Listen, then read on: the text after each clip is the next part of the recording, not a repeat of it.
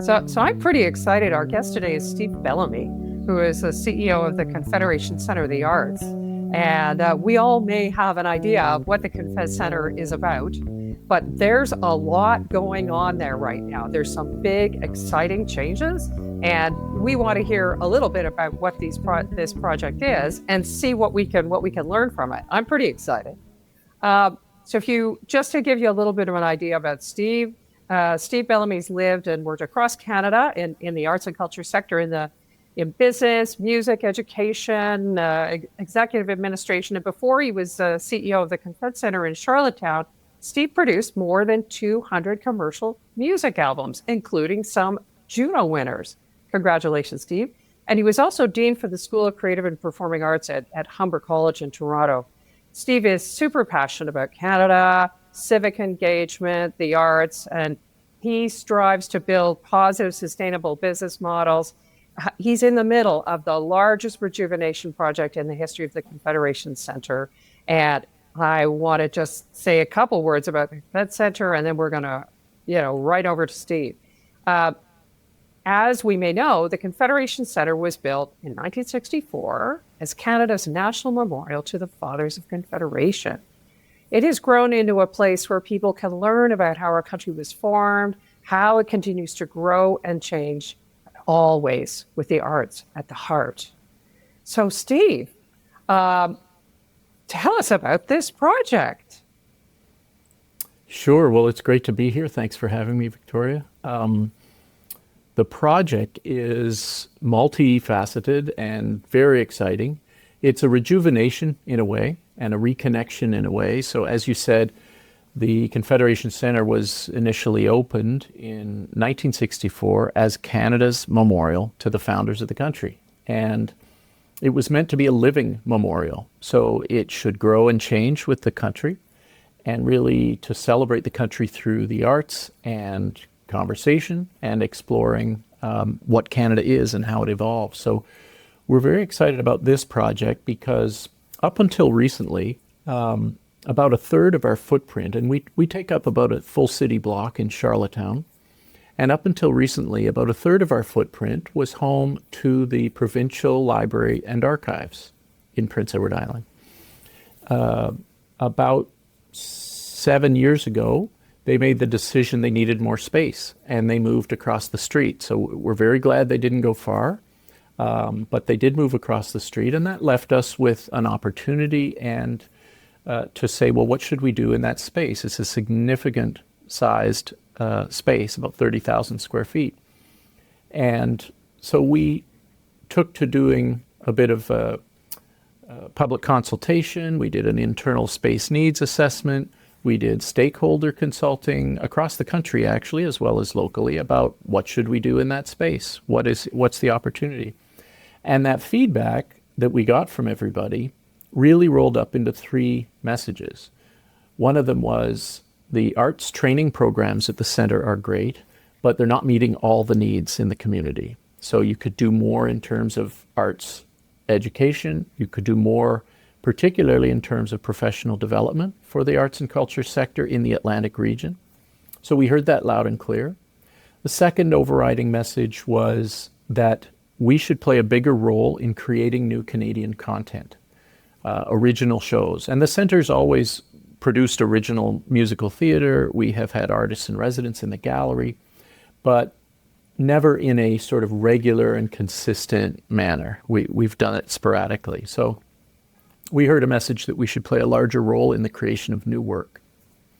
And the third overriding message we heard was that as Canada's national memorial to the founding of the country, we have in a way been forgotten by the rest of the country in that sense, in that role over the last number of decades, and that we should do more programming that speaks to that national role as a place where the Canadian Confederation is considered, whether we talk about its strengths or its weaknesses or its challenges, that we should more directly visit that topic of Canada and the Confederation in our programming.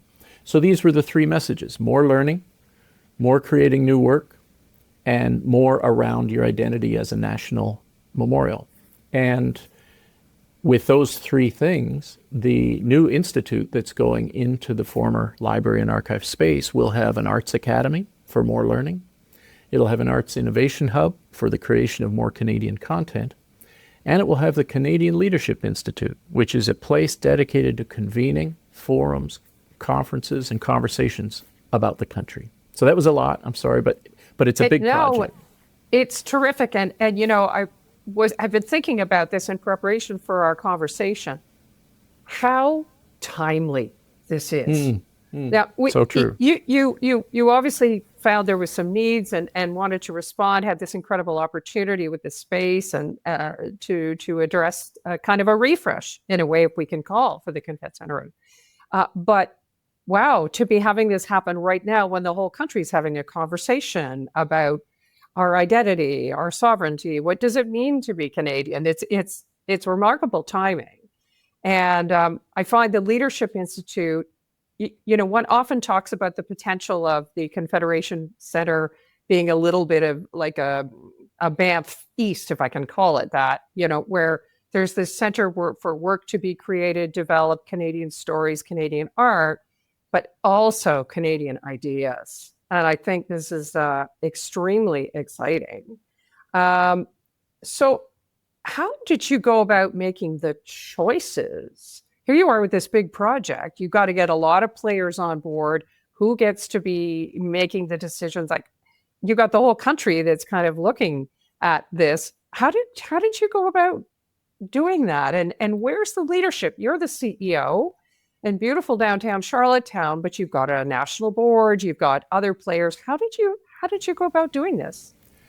Well, it's a great question, and it's really all hands on deck. This is really, the center was built through a national effort, which I'll explain in a moment, but this really has been a national effort. So the feedback, we did about 18 months of consultation around what should happen in the space, and we heard from the local community of patrons, of course, of the center, but also visitors from around the world who visit the center, the First Nations, Inuit and Métis communities. We heard from, as you mentioned, our national board across the country. We heard from all levels of government about the opportunities in front of us. So it was really, and I will say, did a space needs assessment internally, because this wasn't just an opportunity to do something new, but it was an opportunity to address some decades-old issues at the center. We were built in 1964, and as I know our colleagues across the country in similarly aged facilities understand, accessibility wasn't the priority that it should have been back then, and other elements of inclusiveness in terms of architectural design. So we had the opportunity to address some long-standing issues at the center, in terms of the building itself, in terms of our needs for programming, and then also all of this feedback about what would help the center be relevant and meaningful into the next 60 years. And that's, the way we did it, we had advice from everyone.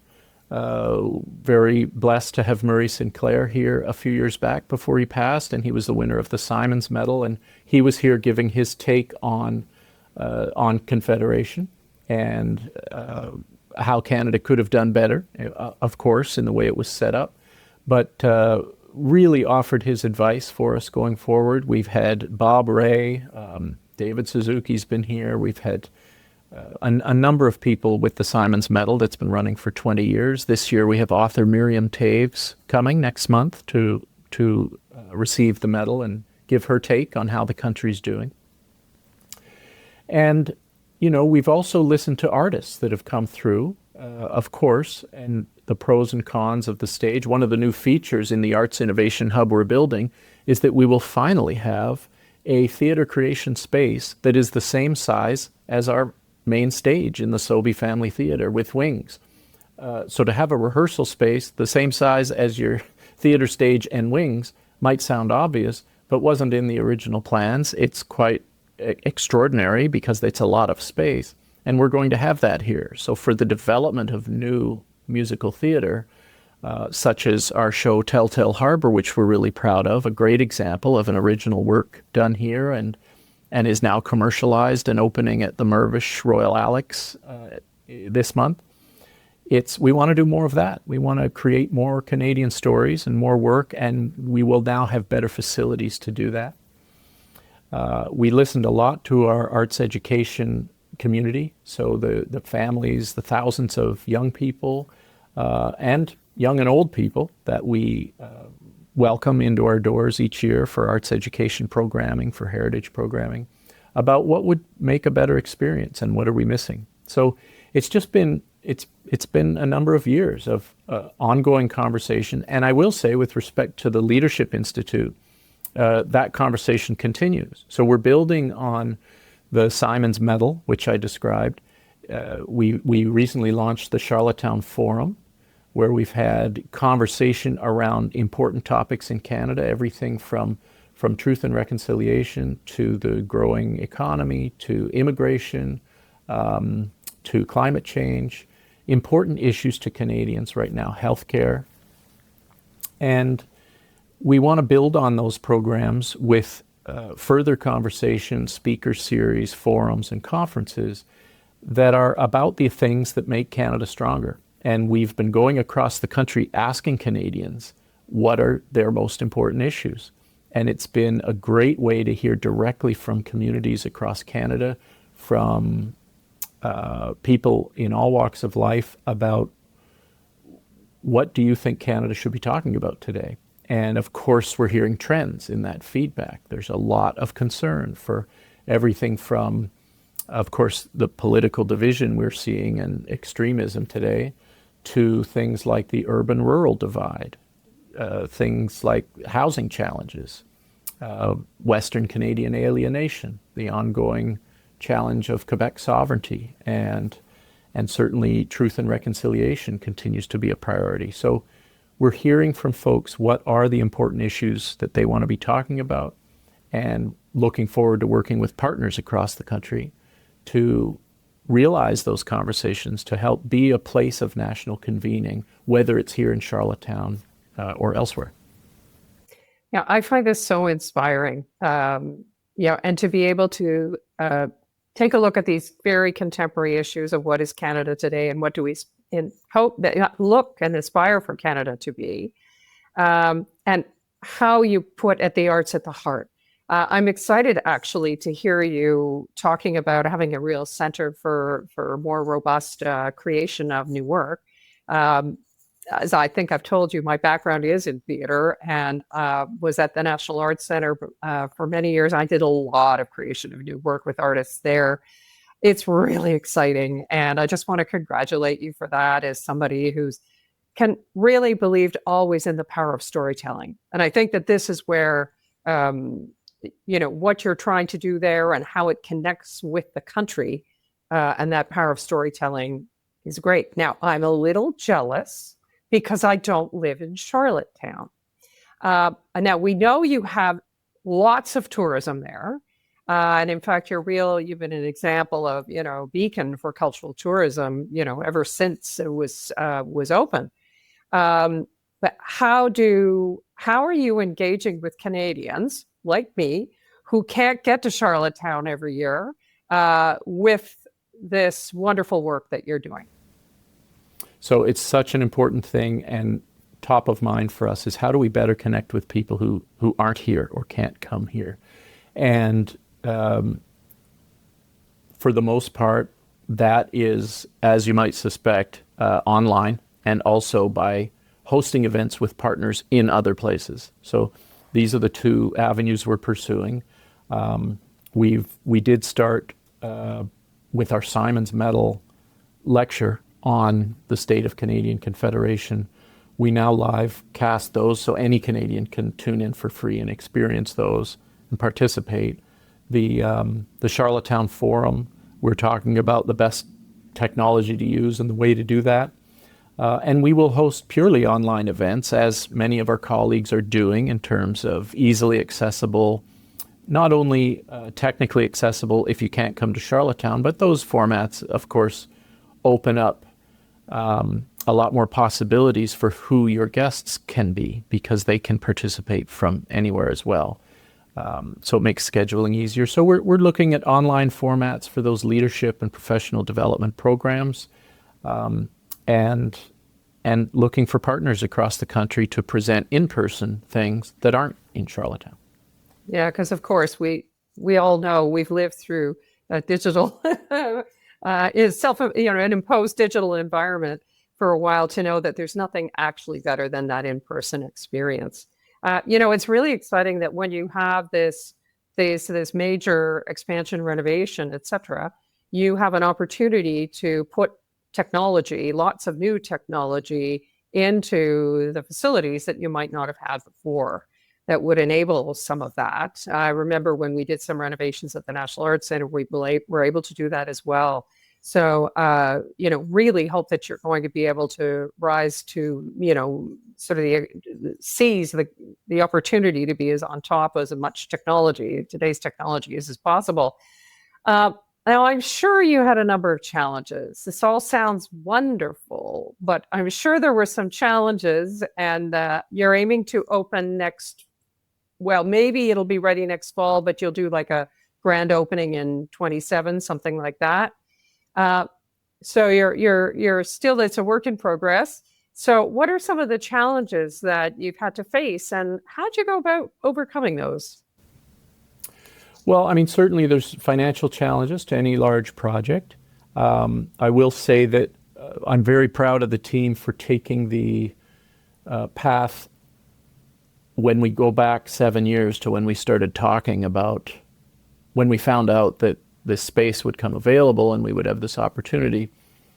We could have said, how much money do you think we could raise? What should we do for that amount of money? And we didn't do that. What we did is said, what should this place be? What should happen here? What would be the most meaningful and relevant things? And then once we had that, a couple of years later, determined, we said, well, how much is that going to cost? And that's how we set our target. And that was $71.5 million was the quote we got once we got to that stage of things.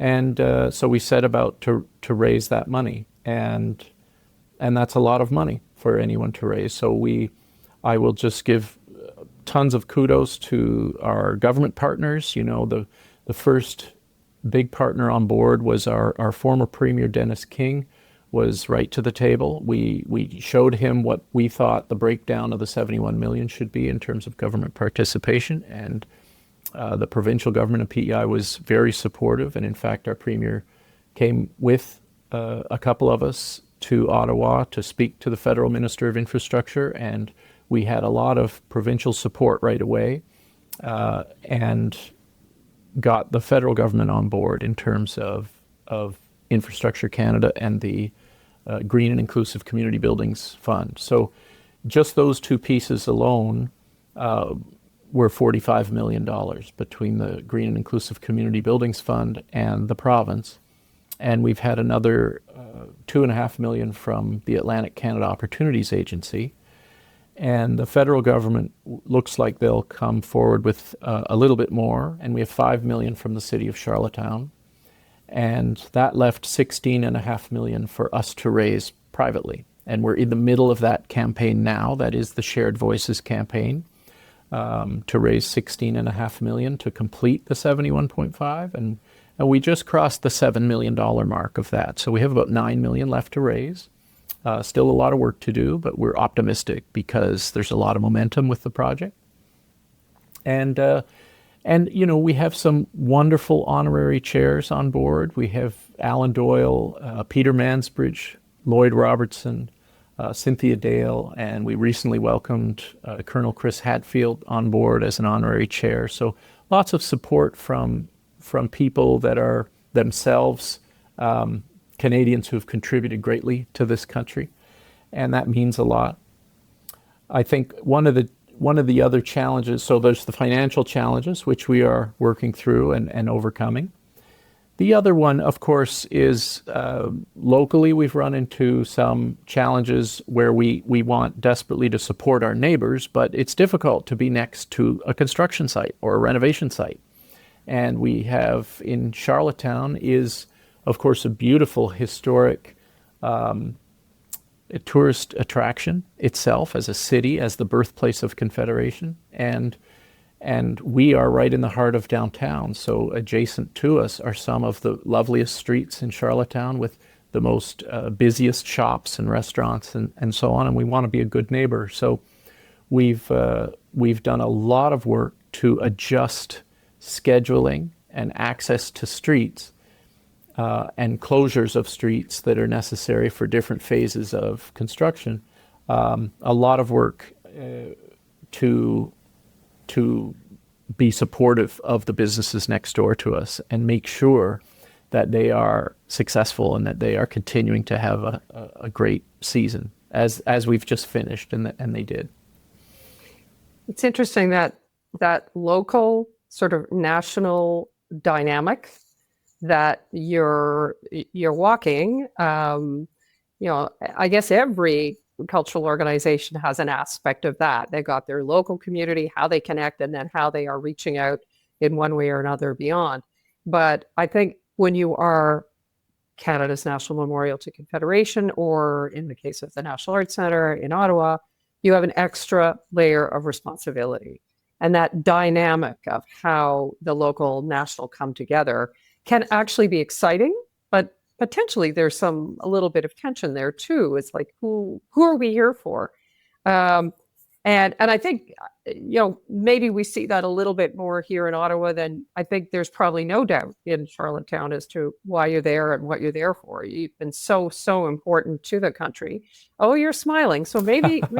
Yeah, no, I feel that. We all feel that push and pull. Like in one sense, absolutely, there's an immense pride about, I sort of refer to it as that we're Atlantic Canada's national centre, where the NAC is maybe Central Canada's national centre, Banff is Western Canada's national centre, and the Confederation Centre is Atlantic Canada's national centre. And so just like Banff in its national and international role and leadership role will often lean into mountain culture in their programming, we likewise often lean into Atlantic culture and Atlantic stories, not exclusively by any means, but certainly if you come to a national center here in the East Coast, you're going to, and should, I believe, get a closer look at maybe Atlantic culture and life as contextualized in the national view. And so while there is immense pride for that here, we also do have that challenge from time to time about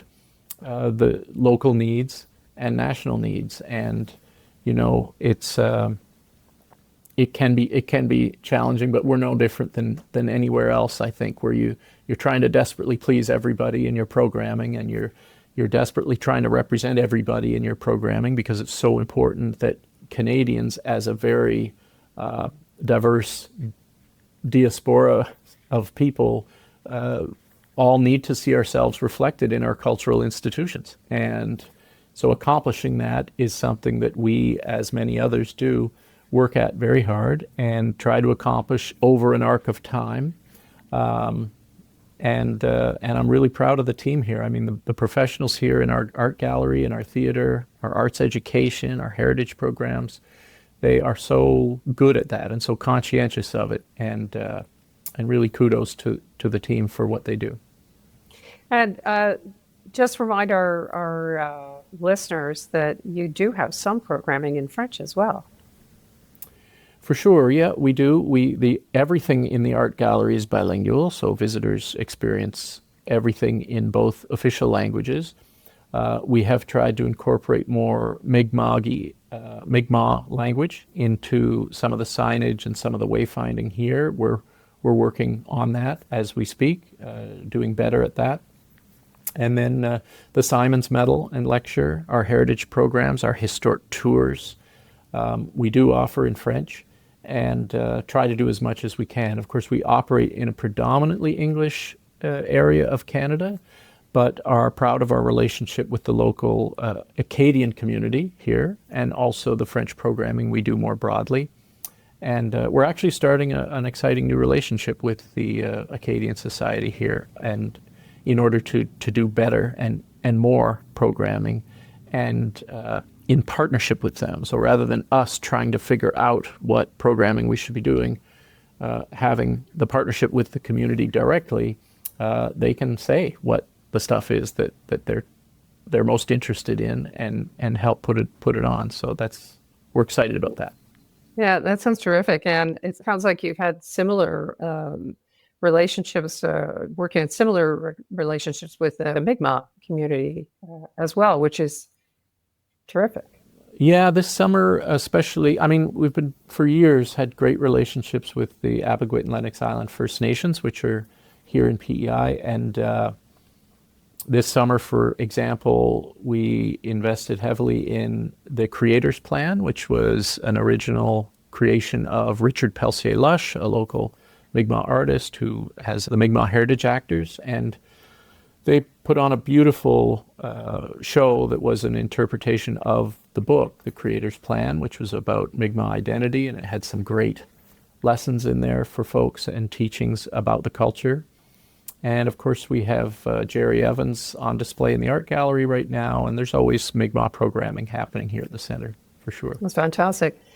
So here you are with this enormous project, this great opportunity, something beyond the normal scope of running your center. How did you build the capacity to be able to take on a venture like this?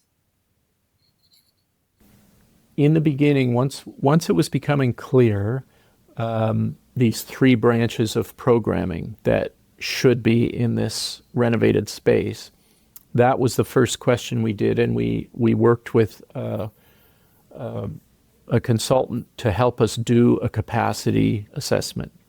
And it was particularly around our capacity to fundraise that much. We had to ask ourselves, do we even have the capacity to raise $70 million? We also had to do a capacity assessment on our ability to spend $70 million. To be able to project manage something of that scale, we had to assess whether we had the internal capacity to do that. And that was an incredibly helpful 6-month research project that came back with no, you're not ready, and had recommendations which we followed through on. So we took a look at our fundraising and development department, and we reassigned roles. We made changes to how our workflow was, and to that team, expanded it. And likewise in our finance department and our operations department in terms of project execution, made changes to roles, to staff, and built up our capacity to both raise that kind of capital and to spend it responsibly and to be able to manage a program. We're very proud that to date the project is on time and on budget. We're about halfway through, but it's going very well. And kudos to the teams for that. I think that initial research project was a lot of the reason we're able to execute on it. Yeah, and you probably began with a feasibility study as well, right? Which would have been maybe part of that assessment process, right? To say, Yeah. What would it take? What would it take? And could we do it? That's right. So and I should have more accurately called it a feasibility study, but I guess that's what it was. Yeah. And, that's not to say we're finished. We still have, while it's on our footprint, this is an expansion of operations for us. So, of course, as a not-for-profit, that means an expansion in operating costs and a necessary expansion in revenue. So we're still working on that balance of identifying all those expanded revenue sources. We've built in earned revenue, of course, into the new expanded programs, but are also asking our funding partners to take part as well, which we have from the beginning said, this investment is both into capital and into the expanded operating of the center so that we can meet these needs. Yeah, and that's the challenge. What I'm hearing across the country right now, in terms of preparing for a program that I lead for the University of New Brunswick and Université de Moncton, is that the biggest issue is being able to have that sustainability, operating sustainability. So clearly, this is true for small organizations, of course, but equally true for the larger ones who say, take on something, we're going to expand. How are we going to make sure we really can make it work. Once we open those doors, how are we going to make sure that this is successful? There's so much uncertainty in the world today. You can have a plan in place, and then there'll be something comes along, and whoops, we got a surprise. And a lot of them are things we cannot control, right? Yeah. So, we were talking the other day, and you were saying, gee, I wouldn't mind talking to some people about risk management. Is there, just trying to think of what we all, as fellow cultural managers and across the country and consultants and others, what can we learn from the process that you've been through? And maybe you can share that from a bit of a risk management perspective, but what are the key things that you would say we should take away, or that maybe you would even look and say, I wish I'd maybe done this slightly differently? So sure. What can you share with us, what we learned from this experience? Yeah, I mean, respecting the fact that we're barely halfway through, we're not done, so there's still lots of learning left to go. I think so far there's been a lot to learn about, I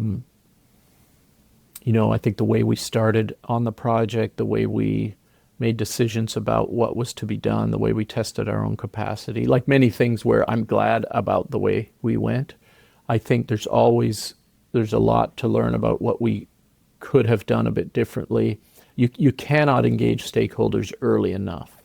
I think what I wish I'd done, I think for sure, among many things, is re-engage some of those earliest stakeholders as the years went by, because it was 2018 to 2020 that we did a lot of the, we're going to get this space, what should we do in their consultation? And we have all of the feedback from that. But then, of course, COVID hit, and everybody sort of did that thing for a year and a half or 2 years, at least. And then when we came out the other side of it and we were along the way, there was some memory issues with we were moving ahead over here and hadn't kept up as well as we could have with some original stakeholders, I think. So we could have kept some people engaged more, and we're doing that now. We're re-engaging people in continuing some of that. But what can people learn? I almost don't feel ready to talk about that yet. I want to get finished first. But I think being okay with slow and building lots of contingency in, and being true to what it should be, rather than just trying to find, how in the arts there's always money for a specific use, and you're always pressured to come up with something to do that fits the funding source. And I think a lesson that is really learned here is do plan what needs to be done, and then go find money that wants to do that thing. I think is something that at least I've taken away from that. It's a renewed faith in that process to say, stay true to what really people are telling you needs to be done, and then you'll find money that matches. Yeah, and I just listening to this, it sounds to me that it's like, get right back true to your mission. What is this organization about? What is it here for in 2025 and beyond? Like, to really have it rooted in your raison d'être, your reason for being. And, we can get so caught up in all the, potential this, potential that, opportunity here, opportunity there, to not lose sight of the core, the real reason for being. I think true. what you're doing in terms of, if we can call it in a way, reinventing, it's almost like it's not so much reinventing as kind of enhancing, I guess. I don't know what word you prefer to use. Yeah, I really think of us as reconnecting the center with Canadians. We're reconnecting because I mentioned I would share the origin story of the center very briefly, but in the 1950s, a fellow by the name of Frank McKinnon, who was the principal of Prince of Wales College here in Charlottetown, in the 1950s, he had a vision for a culture center here. He was upset. Prince Edward Island was the only province without a significant-sized art gallery or theater or a large cultural center. And he had just joined the newly formed Canada Council. And so had Eric Harvey, a very successful oil businessman from Alberta. And Eric Harvey was also a collector of art and culture, just a real fan of history and Canadian culture. And the two of these fellows got to know each other. And when Frank McKinnon shared his vision for a culture center here, they talked about, well, we're only a few years out from 1964, which is the 100-year anniversary of the Charlottetown Conference. So if there's a large a culture center in PEI, it could be a monument to that, a national monument to that 1864 conference. And maybe we could raise money to build the thing across the whole country. And they did it. They went province by province, and they got every single province to contribute 15 cents per capita. They got Ottawa to match it. So for 30 cents per Canadian, the Confederation Centre was built as a national memorial, a living memorial to the beginning of the country. And I think it's really important to reflect on that story, that it was built by every Canadian. It was meant for every Canadian. It was opened by the Queen and Lester B. Pearson. And over the decades, we've learned that we've lost touch with Canadians. They recognize some of the things that have been here. Of course, Anne of Green Gables, the musical, is an incredible world record-holding production that we're proud of. But Canadians have forgotten, in a way, what this center was originally for. So I think we've landed on something collectively that is a reconnection of this living memorial in Canada with the rest of the country. And it's the ask is for Canadians to get involved, to look us up again, reconnect with the center, and take part, make use of it. Yeah, I absolutely love that. It's here is a concrete example of a nation-building enterprise. As the country is right now looking, and the Prime Minister is looking for what are the nation-building that is going to be the infrastructure that we need for the future. I find this a very inspiring story, not just how it got started, but of what you're doing today. So I want to say congratulations to every single one of you. Break a leg, as we say in the theater, to finishing this project. We're watching, we're excited, we're very happy for you, and I cannot wait to get back to Charlottetown. Thanks, Victoria. The whole team here is very, very excited, and it's I think the other thing that I'll mention about that's been learned here is that it's the thing that's being built here is truly a collective effort on the feedback of all stakeholders, hundreds of people. This is no single person's idea. It's gradually been realized and landed on in a way that I think we all feel really good about, and we're looking forward to opening it and sharing it with everyone. Thanks for your time today. Really appreciate it, and all the best. See you soon. Thanks. And that wraps up this edition of At the Mic, au Micro, a podcast of Arts Consultants Canada. For information on Arts Consultants Canada and our members, please check us out online at artsconsultants.ca. To send us feedback or questions or anything you hear in this podcast series, please email us at podcast@artsconsultants.ca. And you can check out our show notes in the podcast for links mentioned during the program. Thank you so much for joining us at the Mic. Remember to subscribe to this podcast on Arts Consultants Canada's YouTube channel, as well as Apple Podcasts or wherever you find your favorite podcasts. Et notez bien que quelques épisodes sont en français. Until next time, thanks for listening. À la prochaine.